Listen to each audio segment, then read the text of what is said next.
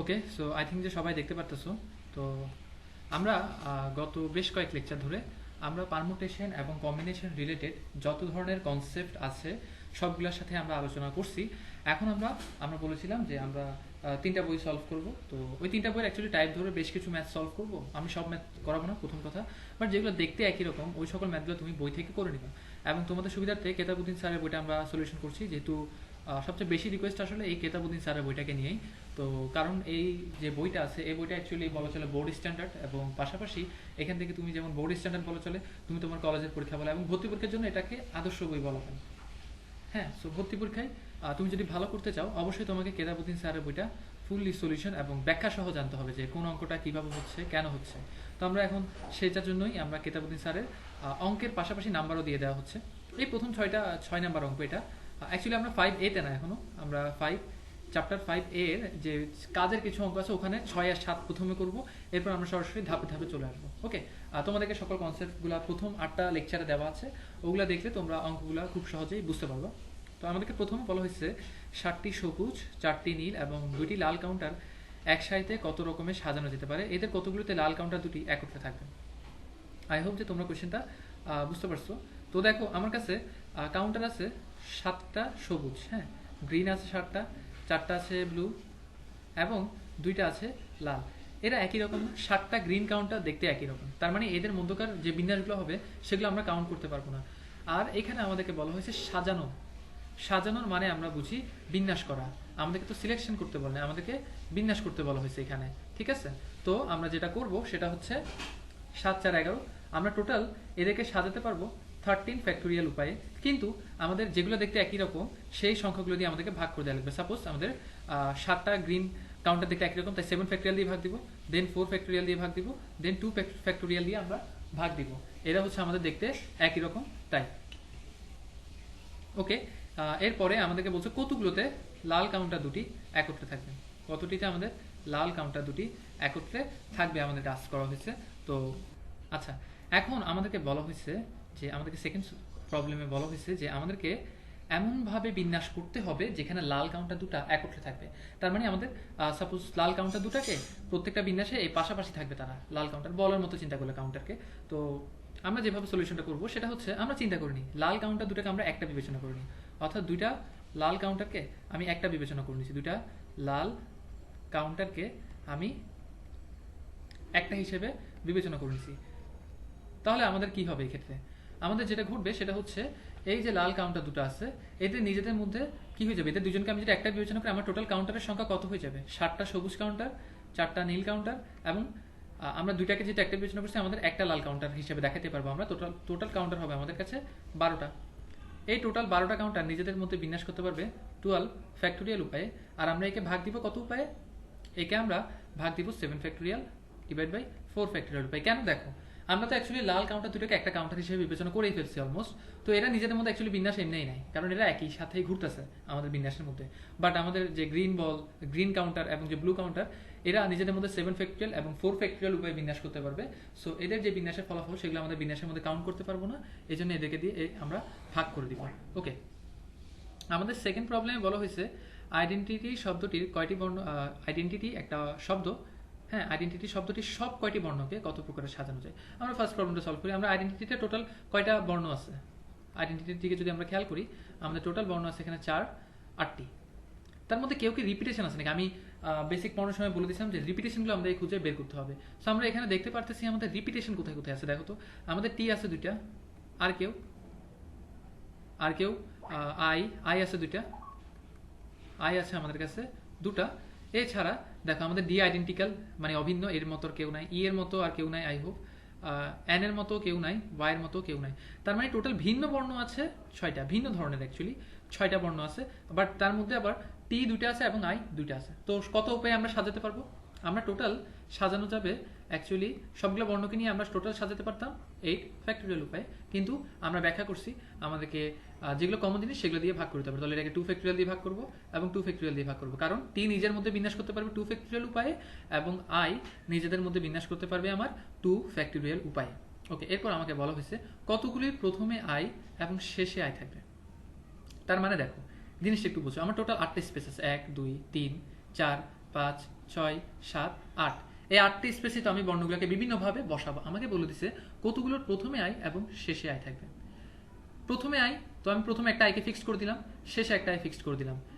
এই যে এখন যে বিন্যাসগুলো পাবো মাঝখানে দেখো আমার কয়টি স্পেস খালি আছে? 6টি স্পেস। 6টি স্পেস আমার বর্ণ কয়টা আছে? 6টা। তাহলে আমি সাজাতে পারবো 6 ফ্যাক্টোরিয়াল ডিভাইডেড বাই আবার একই টাইপসের বর্ণ কতগুলো আছে। দেখো টি কিন্তু রিপিটেশন, টি হচ্ছে এখানে রিপিটেশন প্রবলেম। তাহলে দেখো আমরা 6 ফ্যাক্টোরিয়াল ডিভাইড বাই 2 ফ্যাক্টোরিয়াল দিয়ে যদি আমি ভাগ করে দিই, অর্থাৎ টি এর মধ্যে বিন্যাসটাকে যদি আমি অফ করে দিই, তাহলে আমি 6 ফ্যাক্টোরিয়াল ডিভাইড বাই 2 ফ্যাক্টোরিয়াল সংখ্যক বিন্যাস পাবো, যেগুলোর প্রথমে আমার আই এবং শেষে আই থাকবে। ওকে, সো কি হয়ে গেল এখানে আবার? আচ্ছা আচ্ছা, এরপর আমাকে বলা হয়েছে যে কতগুলো বিন্যাস পাবো যেখানে প্রথমে এবং শেষে কি থাকবে? আমার প্রথমে আই এবং আমার কতগুলোতে আই দুটি এবং টি দুটি একত্রে থাকবে। আই দুটি এবং টি দুটি, সাপোজ এরকম আই দুটা এবং টি দুটা একত্রে আছে এরকম। আচ্ছা, আমরা একটা কাজ করতে পারি না? আমরা তো শিখেছি যখন আমাদেরকে কিছু বর্ণকে একত্রে রাখতে বলবে, আমরা সেই সকল বর্ণকে একত্র করে একটা বর্ণ হিসেবে কাউন্ট করব বা একটাতে রূপান্তর করবো। একটু আগে কাউন্টারের এক্সাম্পলটাও সেম ছিল। তাহলে দেখো এই 4টা বর্ণকে আমি চিন্তা করে নিচ্ছি একটা বর্ণ। তাহলে দেখো আমার এখন টোটাল বর্ণ কয়টা হয়েছে? টোটাল বর্ণ দাঁড়িয়েছে আমার 8টা থেকে আমি 4টা বর্ণকে একটা বর্ণতে কাউন্ট করে নিচ্ছি। তাহলে আমার টোটাল বর্ণ হয়ে গেছে এখন 5টা। দেখো তাহলে আমি টোটাল এখন সাজাতে পারবো, এখন সাজানো যাবে আমাদের টোটাল 5 ফ্যাক্টোরিয়াল ইন্টু, দেখো ওখানে তো আবার কমন নাই। আবার দেখো এই যে 4টা বর্ণকে আমি একত্র করছি, এরা কি নিজেদের মধ্যে বিন্যাস করতে পারবে না? অবশ্যই পারবে। এরা নিজেদের মধ্যে 4 ফ্যাক্টোরিয়াল উপায়ে বিন্যস্ত করতে পারবে। বাট এদের মধ্যে আই দুটো আছে, তাহলে 2 ফ্যাক্টোরিয়াল দিয়ে ভাগ, এবং টি দুটো আছে, তাই আমরা 2 ফ্যাক্টোরিয়াল দিয়ে ভাগ করে দিব। ওকে, এই যে দুটো প্রবলেম, এগুলো ছিল আমাদের কাজের প্রবলেম থেকে। এবার আমরা সরাসরি বইয়ের প্রবলেমে চলে আসছি। আমাদের চ্যাপ্টার 5, যেটা কেতাবুদ্দিন স্যারের বইয়ের 5-এর চ্যাপ্টার, যেটা প্রশ্নমালা 1 আর কি, 5A 4 নম্বরের এ সলিউশনটা। দেখো আমরা অ্যাকচুয়ালি এখানে একই টাইপসের সলিউশনগুলো করাবো না, যেগুলো দেখতে একটু ভিন্ন সেগুলো করাবো। আমি যখন 4A করাবো, তোমাকে 4-এর বাকিগুলো করে নিতে হবে, এটা বুঝে নিতে হবে, হ্যাঁ, যেন তুমি একটু চিন্তা ভাবনা করতে পারো। সো দেখো আমাকে বলছে আমেরিকা শব্দের সবগুলো বর্ণকে নিয়ে একত্রে বিন্যাস সংখ্যা। তো আমেরিকা, এই যে ওয়ার্ডটা আছে আমেরিকা, এখানে টোটাল কয়টা বর্ণ আছে? আমার এখানে টোটাল আমার বর্ণ আছে 7টা বর্ণ আছে। 7টা বর্ণ, 7টা বর্ণের মধ্যে কমন কিছু আছে? হ্যাঁ, এক্স্যাক্টলি কমন আছে। এ হচ্ছে 2টা আছে, আর কেউ কমন আছে এখানে? এম আমার কমন না, M R I, M E R I C, অর্থাৎ এরা সবাই ভিন্ন, এবং এ আমি একটা ভিন্ন বলে 6 ধরনের ভিন্ন বর্ণ আছে এখানে, যার মধ্যে এ আছে 2টা। টোটাল আমার আমেরিকার বিন্যাস সংখ্যা কত? 7টি বর্ণ থেকে 7টি নিয়ে আমি টোটাল 7 ফ্যাক্টোরিয়াল উপায় সাজাতে পারবো। কিন্তু যেহেতু আমার এ ডাবল, তাই আমি 2 ফ্যাক্টোরিয়াল দিয়ে ভাগ দিব। আমার টোটাল বিন্যাস হবে 2520। আচ্ছা, অনেকে আছে যে ব্যাপারগুলো বুঝতে পারতেছো না। ব্যাপারগুলো বোঝার জন্য আমাদের প্রথম যে 8টা লেকচার আছে, ওখানে আমি সকল বেসিক যে আইডিয়াগুলো সকলগুলো দিয়ে দিচ্ছি। কেন 7 ফ্যাক্টোরিয়াল, কেন 2 ফ্যাক্টোরিয়াল দিয়ে আমি আবার ভাগ দিচ্ছি, এই ব্যাপারগুলো ওখানে টোটালি এক্সপ্লেন করা আছে। ওকে, সো আমার কানাডা, ওকে, কানাডাতে দেখা যাচ্ছে আমাদের এ আছে টোটাল কয়টা? এ আছে 3টা, এবং আর কেউ রিপিট করছে? আর কেউ রিপিট করেনি। টোটাল বর্ণ আছে 6টা বর্ণ, টোটাল 6টা বর্ণ আছে। তো এই 6টা বর্ণকে আমি টোটাল সাজাতে পারবো 6 ফ্যাক্টোরিয়াল উপায়ে, এবং 3 ফ্যাক্টোরিয়াল দিয়ে ভাগ দিতে হবে, কারণ এ 3টা আছে। তাহলে 6 ফ্যাক্টোরিয়াল হচ্ছে 720, আর 6 ফ্যাক্টোরিয়াল হচ্ছে আমার 3 ফ্যাক্টোরিয়াল হচ্ছে 6। তাহলে এখান থেকে পাচ্ছি আমি 120, আই হোপ। তাহলে দেখো 2520কে যদি তুমি 120 দিয়ে ভাগ দাও, তাহলে তুমি 21 পাবা। এখান থেকে আমরা খুব একটা ক্লিয়ার কাট ধারণা দিতে পারি যে আমাদের আমেরিকা শব্দের সবগুলো বর্ণকে নিয়ে আমি টোটাল 2520টা বিন্যাস পাই, এবং কানাডার সবগুলোকে বিন্যাসকে নিয়ে আমি 120টা বিন্যাস পাই, যেটা অ্যাকচুয়ালি এখান থেকে ধারণা করা যায় যে আমার আমেরিকার বিন্যাস সংখ্যা কানাডার বিন্যাস সংখ্যার 21 গুণ। আই হোপ বুঝতে পারছো। ওকে, আমরা পরের প্রবলেমে চলে যাচ্ছি। আমাদের এখানে অ্যারেঞ্জ এখানে লিখে দেওয়া আছে কিছুটা। হ্যাঁ, আমাদের অ্যারেঞ্জ যে শব্দটা আছে, অক্ষরগুলোকে নিয়ে কত প্রকার সাজানো যায়। দেখো এখানে আমাদের সমাধানে আমরা বলে দিচ্ছি যে আমাদের অ্যারেঞ্জ যে ওয়ার্ডটা আছে, এই অ্যারেঞ্জ শব্দটিতে টোটাল মোট 7টা বর্ণ আছে, যার মধ্যে রিপিটেশন কেউ আছে? এক্স্যাক্টলি আছে। রিপিট বলতে আমাদের এ 2বার রিপিট করছে এবং আর 2বার রিপিট করছে। তাহলে সবগুলো বর্ণকে নিয়ে কত উপায়ে সাজানো যায় যাতে আর দুটি পাশাপাশি না থাকে? আচ্ছা, আমরা একটা জিনিস চিন্তা করতে পারি। আচ্ছা দেখো তো, এভাবে কি চিন্তা করা যায় যে আমার কখনো আর পাশাপাশি থাকবে না? আমি এমন বিন্যাস নিব যেখানে আর পাশাপাশি থাকবে না, পাশাপাশি থাকবে না এমন বিন্যাসগুলো আমার লাগবে। আমি এই কাজটা করতে পারি। দেখো এই কাজটাই সবচেয়ে সহজ। আমি এই বেসিকটা দিয়ে আসছিলাম প্রথমে, যে তোমাকে যেটা করতে হবে সেটা হচ্ছে তুমি টোটাল বিন্যাস থেকে, টোটাল যে বিন্যাসটা আছে, টোটাল বিন্যাস থেকে যদি তুমি আর পাশাপাশি থাকবে এমন বিন্যাসগুলো বাদ দিয়ে দিতে পারো, আর পাশাপাশি থাকবে এই ধরনের বিন্যাসগুলো যদি তুমি বাদ দিয়ে দিতে পারো, তাহলেই তুমি আর কে পাশাপাশি না রেখে যে বিন্যাসগুলো আছে সেগুলো পেয়ে যাবে খুব সহজে। ঠিক আছে, তাহলে দেখো আর পাশাপাশি থাকবে না এমন বিন্যাসগুলো পাওয়ার জন্য আমি টোটাল বিন্যাস বের করবো। আমার টোটাল ওয়ার্ড আছে 7টা, তাই আমি 7 ফ্যাক্টরিয়াল উপায়ে সাজাতে পারবো। আর রিপিট করছে এ 2বার আর 2বার, তাহলে টোটাল বিন্যাস সংখ্যা হচ্ছে আমার এটা। এখন আমি আর দুটাকে পাশাপাশি রেখে কতবারে সাজাতে পারবো। আর দুটাকে যদি পাশাপাশি রাখতে হয় তাহলে দুইটা আরকে আমি কয়টা বিবেচনা করব? একটা। এটা আগে থেকে বুঝে দেওয়া হয়েছে। দুইটা আরকে আমি একটা আর হিসেবে বিবেচনা করে নিব। তাহলে আমার টোটাল ওয়ার্ড কয়টা হয়ে যাবে এখন? 7 যোগ সরি আমাদের টোটাল এমনি জেনারেল বর্ণ ছিল টোটাল 7টা, 7টা থেকে দুইটা আর নিয়ে আমি একটা আর করে দিচ্ছি। হ্যাঁ, তাহলে আমার টোটাল বর্ণ আছে কয়টা এখন? 6টা। আই হোপ বুঝতে পারতেছো ব্যাপারটা। তাহলে আমি আরকে পাশাপাশি রেখে সাজাতে পারবো 6 ফ্যাক্টোরিয়াল উপায়ে, কিন্তু এখানের মধ্যে এ আবার নিজেদের মধ্যে বিন্যাস করবে 2 ফ্যাক্টোরিয়াল উপায়ে। সে 2 ফ্যাক্টোরিয়াল দিয়ে আমি ভাগ দিলাম, এটাই আমার অ্যাকচুয়ালি অ্যান্সার। 5-এর বাকি যে অঙ্কগুলো আছে বই, ওগুলো তোমরা করে নিবা, আই থিঙ্ক পারবা। এই যে আমি যে বেসিকটা দিছি, যে আমাদেরকে যখন কোনো একটা বস্তুকে বলবে পাশাপাশি না রেখে বিন্যাস করে, আমরা যেটা করব টোটাল বিন্যাস বের করব এবং টোটাল বিন্যাস থেকে পাশাপাশি রেখে যে বিন্যাসগুলো আছে সেগুলো বাদ দিয়ে দিব, তাহলে আমরা পাশাপাশি না থাকার বিন্যাস সংখ্যাটা পেয়ে যাবো। এটা হচ্ছে সিম্পল ওয়েতে চিন্তা করা ব্যাপারটাকে। হ্যাঁ, আচ্ছা, এই অঙ্কটা অনেকবার আসছে 6-এর এ। প্যারালাল শব্দের সবগুলো বর্ণকে একত্রে নিয়ে কত উপায়ে সাজানো যায় তা নির্ণয় করা। ওকে, সো আমরা প্যারালালে দেখি টোটাল বর্ণ আছে কয়টা? প্যারালালে টোটাল বর্ণ আছে 3, 4, 8টা। টোটাল 8টা বর্ণ আছে প্যারালালে। এখন আমাদের এল আছে কয়টা? এল আছে 3টা। এল আছে আমাদের 3টা, এখানে 1টা 2টা 3টা। এ আছে আমাদের 2টা, এ আছে 2টা। আর ভিন্ন ভিন্ন বর্ণ কারা আছে? পি আছে, আর আছে, ই আছে। সো এইভাবে আমার টোটাল 8টা বর্ণ আছে এখানে। তো সবগুলো বর্ণ কিনে আমি কত উপায়ে সাজাতে পারবো? সবগুলো বর্ণ কিনে আমি টোটাল 8 ফ্যাক্টোরিয়াল উপায়ে সাজাতে পারবো, যেখানে আমার 3 ফ্যাক্টোরিয়াল এবং 2 ফ্যাক্টোরিয়াল উপায়ে দিয়ে ভাগ দেওয়া লাগবে। কারণ এটা কি আছে?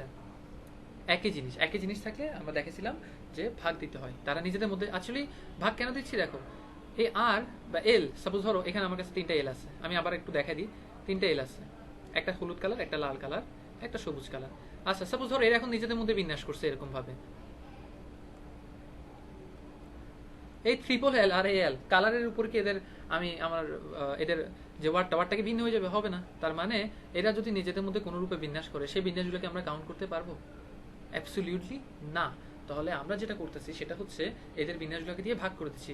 কেন ভাগ করে দিচ্ছি সেটা আমি এক্সপ্লেন করেছি আগের ভিডিওগুলোতে। ওকে, এখন আমরা জাস্ট বইয়ের সলিউশনগুলো দেওয়া হচ্ছে। ওকে, সো এখন বলছে স্বরবর্ণগুলোকে পৃথক না রেখে কত উপায়ে সাজানো যায়। সো স্বরবর্ণগুলোকে পৃথক না রেখে আমি টোটাল বিন্যাস পেয়ে গেছি। এখন আমি টোটাল বিন্যাস থেকে যদি আমি স্বরবর্ণগুলোকে একত্রে রেখে যতগুলো বিন্যাস পাওয়া যায়, স্বরবর্ণগুলোকে একত্রে রেখে যতগুলো বিন্যাস পাবো সেটা যদি আমি বিয়োগ করে দিই, একত্রে রেখে বিন্যাস, তাহলে আমি কি পেয়ে যাবো? স্বরবর্ণকে একত্রে না রেখে বিন্যাস সংখ্যাটা আমি পেয়ে যাব। ঠিক আছে, তো আমরা টোটাল বিন্যাস তো পাইছি 8 factorial divide by 3 factorial minus 2 factorial. এখন স্বরবর্ণগুলোকে একত্রে রেখে কত উপায়ে সাজানো যায়, এই জন্য আগে আমাকে স্বরবর্ণগুলো খুঁজে বের করা লাগবে। এখানে আমার স্বরবর্ণ আছে টোটাল 3টা, 2টা এ এবং একটা ই। আমি বলছিলাম একত্রে রেখে সাজাতে হলে যেটা করব সেটা হচ্ছে এদের তিনোটাকে গোল করে আমরা একটা বিবেচনা করে নিব। তো আমরা এ এবং ই কে 3টাকে একটা বিবেচনা করব। তাহলে আমার টোটাল বর্ণ হয়ে যাবে কয়টা? টোটাল বর্ণ হয়ে যাবে আমার কাছে 8টা থেকে 3টাকে তো আমি একটা নিয়ে একটা বিবেচনা করছি, প্লাস একটা হয়েছে। সো আমার কাছে টোটাল আর বর্ণ থাকে কয়টা? তাহলে 5, 6টা। তো 6টাকে আমরা স্বরবর্ণগুলোকে একত্রে রেখে বিন্যাস করতে পারি। তাহলে কয় উপায়ে? 6 ফ্যাক্টোরিয়াল ডিভাইডেড বাই, দেখো এই 6 ফ্যাক্টোরিয়ালের মধ্যে একটা সমস্যা আছে, এল 3বার রিপিট করছে, তাহলে আমি 3 ফ্যাক্টোরিয়াল দিয়ে ভাগ দিব। ইন্টু দেখো স্বরবর্ণগুলো নিজেদের মধ্যে বিন্যাস করতে পারবে কয় উপায়ে? 3 ফ্যাক্টোরিয়াল উপায়ে, কিন্তু আবার ওখানের মধ্যে এ রিপিট করছে, তাহলে 2 ফ্যাক্টোরিয়াল দিয়ে ভাগ দিব। তার মানে সোজা সাপটা কথা হচ্ছে এটা, যে জিনিসটা নিজেদের মধ্যে বিন্যাস পসিবল না, একটু আগে বুঝাই দিছি। এই দেখো এল 3টা যদি ভিন্ন একই হয়, হ্যাঁ এই 3টা একই, এদের নিজেদের মধ্যে বিন্যাস, সেটা কি আমাদের কাউন্ট করার দরকার আছে? এই 3টার মধ্যে নিজেদের মধ্যে অবস্থান পরিবর্তন করলে আমি ট্রিপল এলই বলবো? এইভাবে অবস্থান পরিবর্তন করলে আমি ট্রিপল এল বলবো, তার মানে এদের বিন্যাসটা আমি ভাগ দিয়ে দিব। আর ভাগ কেন দিচ্ছি, অ্যাকচুয়ালি বিয়োগ করতে পারতাম, কেন ভাগ দিচ্ছি সেটা আমি এক্সপ্লেন করে আসছি আগে। ওকে, তোমরা আগের লেকচারগুলো দেখে থাকলে এটা খুব সহজে বুঝতে পারবা। ওকে, সো আমাদের এখানে বলা হয়েছে স্বরবর্ণগুলোকে কোনো সময় পৃথক না রেখে, কোনো সময় স্বরবর্ণগুলোকে পৃথক না রেখে, হ্যাঁ, ডটার শব্দর বর্ণগুলোকে কত উপায়ে সাজানো যায়। সো আমার ডটার, আচ্ছা পৃথক না রেখে কথাটা একটু বুঝে দিই। আচ্ছা ডটার, ডটার পৃথক না রেখে মানে হচ্ছে অ্যাকচুয়ালি পাশাপাশি রেখে, পৃথক না রাখার মানে হচ্ছে পাশাপাশি রেখে। সো আমার ডটারের টোটাল বর্ণ আছে কয়টা? ডটারের টোটাল বর্ণ আছে 3, 6, 8টা, টোটাল 8টা আমার লেটার আছে বা বর্ণ আছে। এখানের মধ্যে আমার কেউ কি রিপিট করেছে? DAUGHTER, আই হোপ যে সকলে হচ্ছে ভিন্ন ভিন্ন, এখানে কোনো রিপিটেশন নাই। তাহলে তারা পাশাপাশি না রেখে আমি কয় উপায়ে সাজাতে পারি দেখি।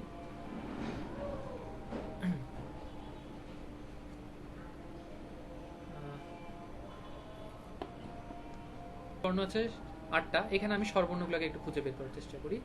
আর আচ্ছা ইংলিশে এক্ষেত্রে আমার যে ভাউলই হচ্ছে স্বরবর্ণ, ঠিক আছে? তাহলে এখানে আমার ভাওয়েল আছে এ, ইউ, ই, অর্থাৎ 3টা ভাওয়েল আছে আমার, এ, ইউ এবং ই, ঠিক আছে? এগুলোকে আমরা স্বরবর্ণ বলি। তো আমার কাজ কি, স্বরবর্ণগুলোকে পৃথক না রেখে এদেরকে পাশাপাশি রাখা লাগবে। তার মানে আমি যেটা করব, এই 3টা স্বরবর্ণকে আমি একটা বর্ণ হিসেবে বিবেচনা করে নিব। তাহলে আমার টোটাল বর্ণ হয়ে যাবে কটা? আগে ছিল 8টা, 8টা থেকে আমি 3টাকে বিয়োগ করছি, মানে 3টাকে একটা বিবেচনা করছি, একটা বিবেচনা করার ফলে আবার 1 দিয়ে যোগ দিব। তাহলে টোটাল আমার বর্ণ হয়ে যায় এখন 6টা। তো এই 6টা বর্ণকে আমি কত উপায়ে সাজাতে পারবো? 6 ফ্যাক্টোরিয়াল। এবং এদের মধ্যে কেউ কি রিপিট করছে? না, 6 ফ্যাক্টোরিয়াল উপায়ে সাজাতে পারবো না অ্যাকচুয়ালি। এরা নিজেদের মধ্যে বিন্যাস করতে পারবে। দেখো এ, ই, ইউ নিজেদের মধ্যে বিন্যাস করতে পারবে কয় উপায়ে? যেহেতু 3টা আছে, 3 ফ্যাক্টোরিয়াল উপায়ে এরা নিজেদের মধ্যে বিন্যাস করতে পারবে। এটাই হচ্ছে আমাদের পাশাপাশি, পৃথক না রেখে বা পাশাপাশি রেখে টোটাল বিন্যাস সংখ্যা, ঠিক আছে? এখন দেখো পরের বার কি বলছে, কোনো সময়ই পাশাপাশি না রেখে।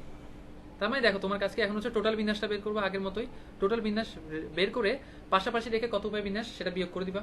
সো আমরা 8 ফ্যাক্টোরিয়াল থেকে যদি 6 ফ্যাক্টোরিয়াল ইন্টু 3 ফ্যাক্টোরিয়ালকে বিয়োগ করে দিই, আমরা সেকেন্ড অঙ্কটার অ্যান্সার পাই যাই।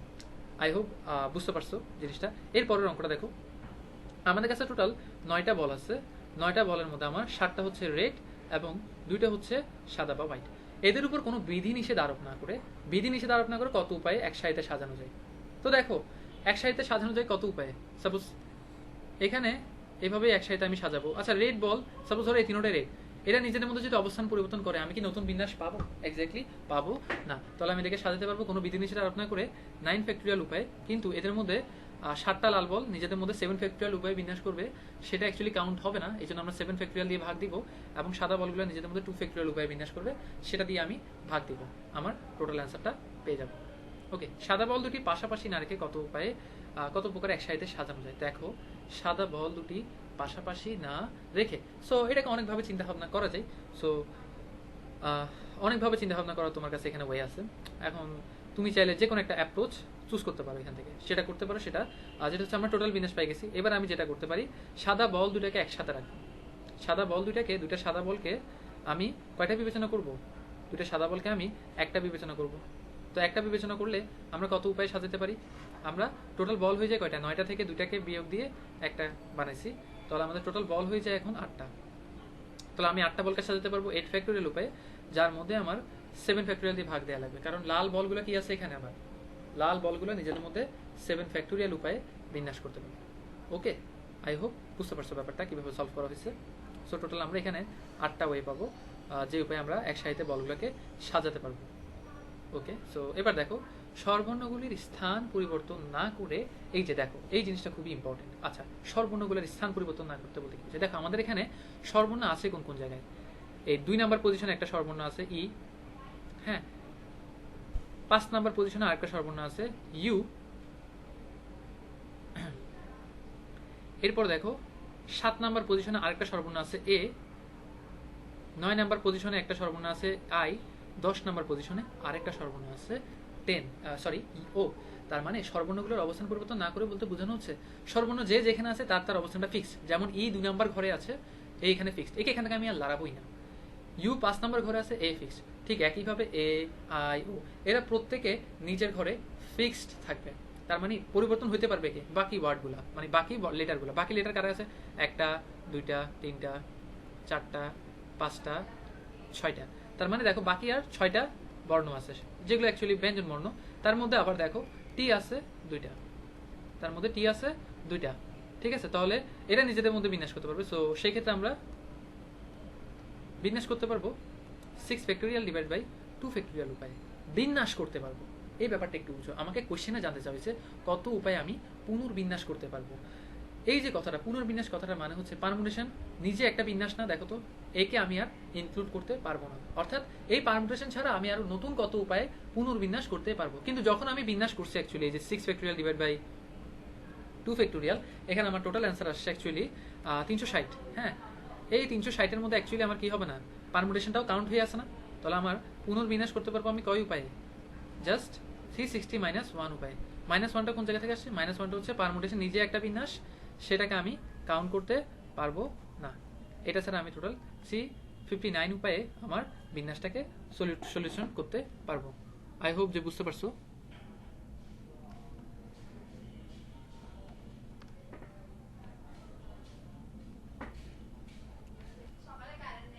ওকে, সো আমার পরের সলিউশনের যে অংশটা সেটা হচ্ছে পরের কোয়েশ্চেন, যে স্বরবর্ণগুলো ক্রম পরিবর্তন না করে। হ্যাঁ, ডিরেক্টর। ওকে, এটা খুব ইম্পর্টেন্ট একটা কোয়েশ্চেন বলা চলে। সো আচ্ছা সরি, ডিরেক্টর। দেখো আগে আমরা এটার সম্পূর্ণ জিনিসগুলো একটু বের করে নিই। দেখো এখানে ডিরেক্টরে ডিরেক্টর টোটাল বর্ণ কয়টা আছে? সরি, টোটাল বর্ণ আছে এখানে আমার 3, 4, 8টা, টোটাল 8টা বর্ণ আছে। হ্যাঁ, এবং এখানে স্বরবর্ণ কারা কারা, স্বরবর্ণ কারা কারা আছে? দেখো তো আই, ই, ও, এই তিনটাই আই হোপ যে স্বরবর্ণ আছে এখানে। হ্যাঁ, এবং কোনো ওয়ার্ড কি রিপিট করছে?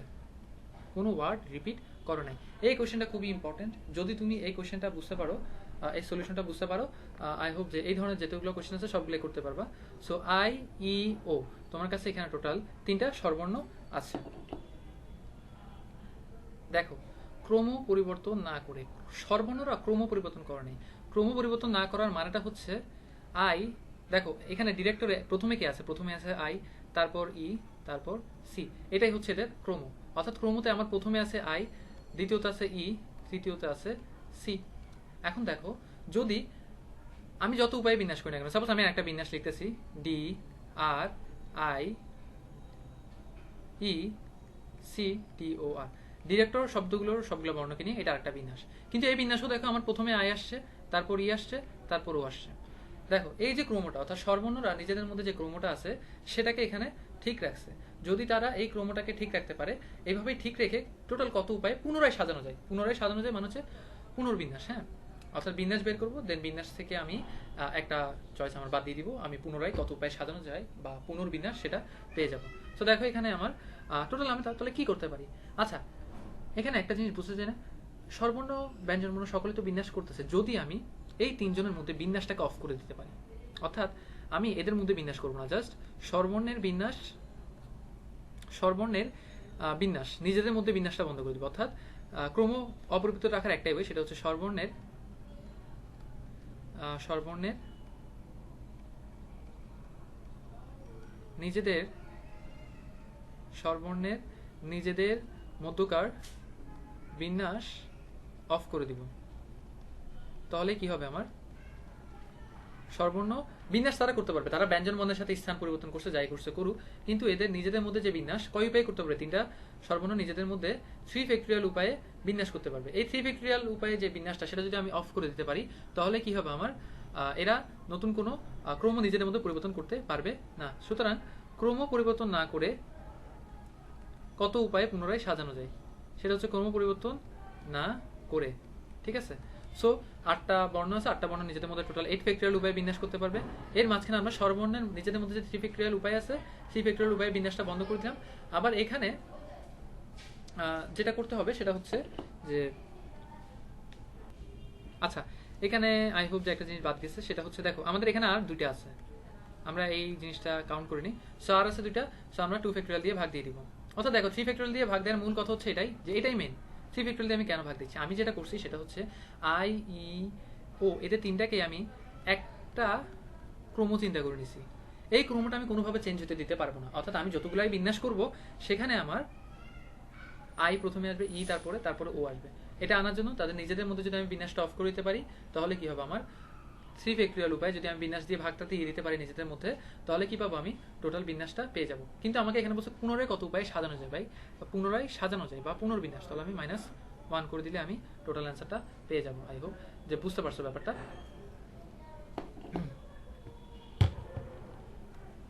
ওকে, এরপরে আমাদেরকে কোশ্চেন করা হয়েছে নিজেদের মধ্যে স্থান পরিবর্তন না করে। ওকে, দেখো সর্বর্ণরা স্থান পরিবর্তন না করে, স্থান পরিবর্তন না করার মানে কি, এই অঙ্কটা আমরা একটু আগেই করছি, স্থান পরিবর্তন না করে। সাপোজ দেখো এখানে ডিরেক্টর শব্দটাতে, সরি এখানে আমি আবার লিখি ডিরেক্টরটা,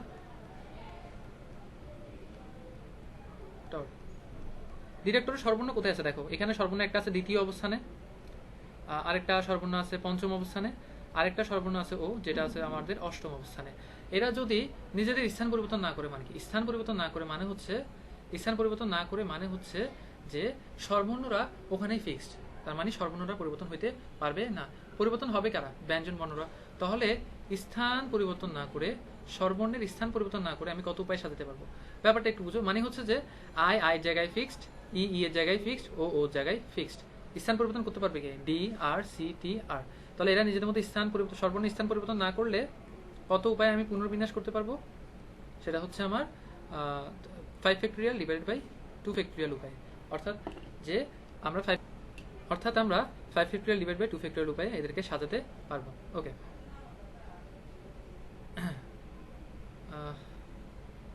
এরপরের কোশ্চেনটা হচ্ছে সর্বর্ণ এবং ব্যঞ্জন বর্ণের আপেক্ষিক অবস্থান পরিবর্তন না করে কত উপায়ে পুনরায় সাজানো যায়। আচ্ছা, এখানে একটা -1 হবে, পুনর্বিন্যাস বলছে এই জন্য।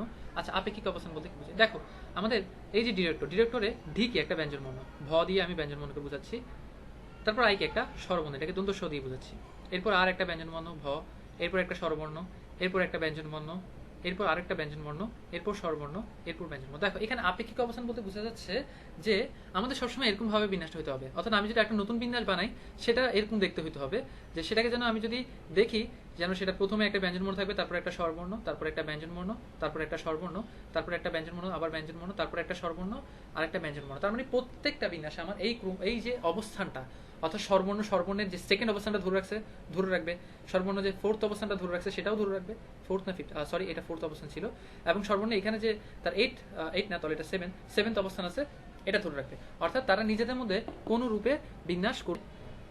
তার মানে এটার মানে হচ্ছে অ্যাকচুয়ালি দেখো আমরা যদি স্বরবর্ণের মাঝখানে বিন্যাস করি তাহলে কি কোনো প্রবলেম আছে, নাই।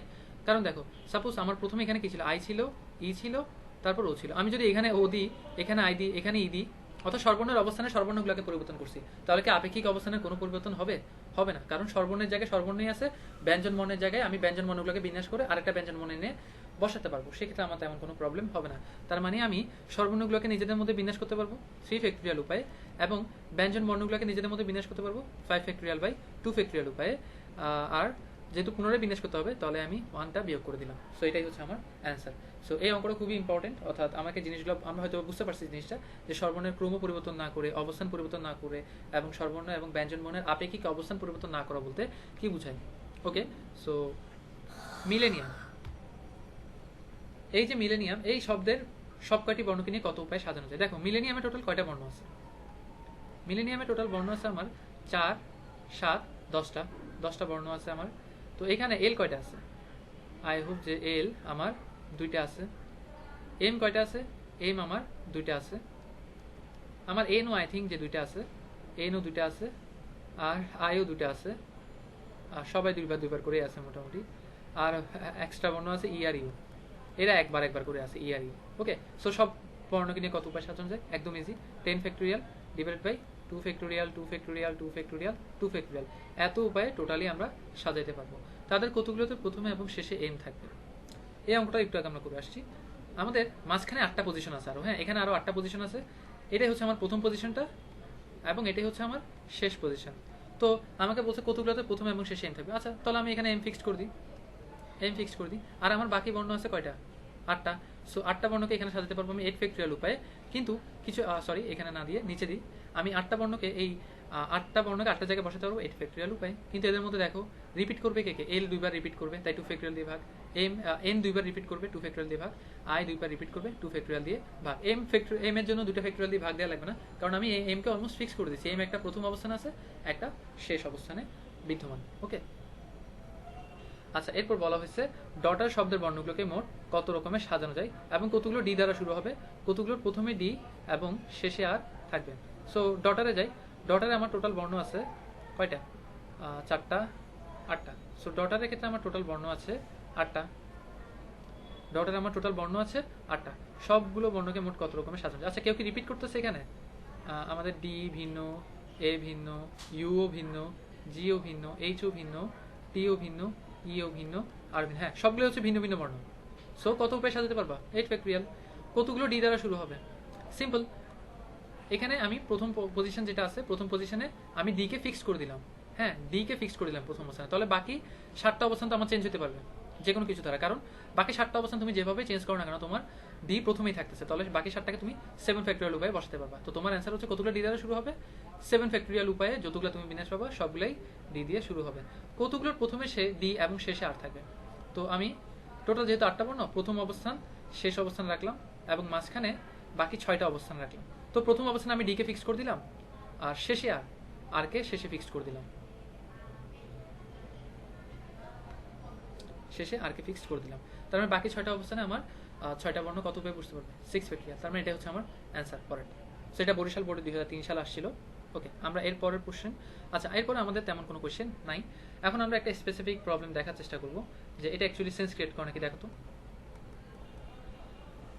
এখানে আমার একটা সরলরেখা আছে, এখানে আরো একটা সরলরেখা আছে। প্রথম সরলরেখার উপরে আমার 3টা বিন্দু আছে, একটা বিন্দু, 2টা বিন্দু, 3টা বিন্দু। পরের সরলরেখার উপরে আমার 4টা বিন্দু আছে। তো তোমাকে জিজ্ঞেস করছে দুটি বিন্দু যুক্ত করে, দুটি বিন্দু যুক্ত করে, আচ্ছা এটা অনেকের আস্ক করার প্রবলেম, তাই করে দেওয়া হচ্ছে। দুটি বিন্দু যুক্ত করে নতুন কতটি সরলরেখা পাওয়া যাবে? নতুন কয়টি সরলরেখা পাওয়া যাবে? পাওয়া যাবে।